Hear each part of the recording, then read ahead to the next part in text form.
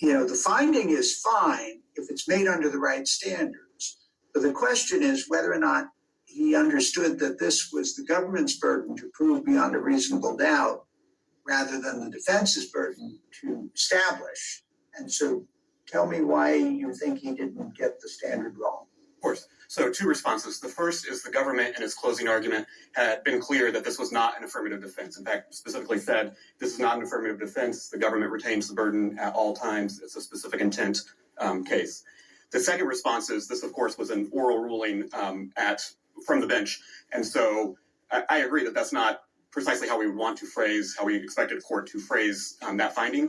But given the entire context, and again, particularly the government agreeing this was not an affirmative defense case, never making that argument, I think it would be incorrect to kind of apply that level of precision on that single comment when the rest of the comments make it clear that the court went through every one of the factors, went through all of the elements, and talked about how the government had proven the case. So this was not a burden-shifting situation given that context.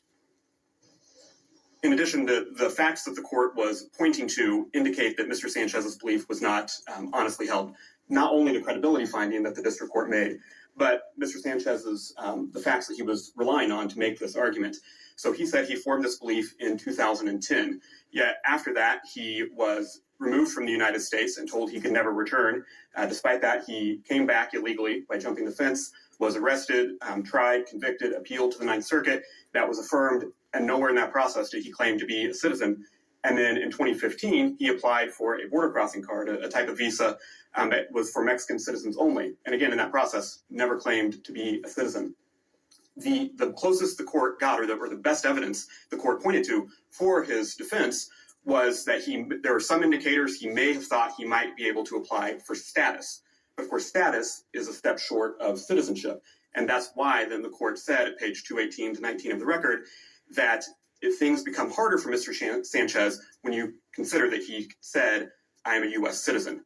He wasn't saying I have status or I might have status. He was saying I'm a citizen. The border officer testified to that. Mr. Sanchez testified to that. In fact, his counsel kind of clarified, doubled down on that. Is that the word you used, citizen? And he said yes. He was trying to talk his way through the border. It didn't work. All this paperwork with him, none of it said he was a citizen. And that's why he was convicted of the false statement and attempting to illegally re-enter the United States. I'm happy to answer any other questions if the court has any. Otherwise, we will submit. Looks like we don't. So.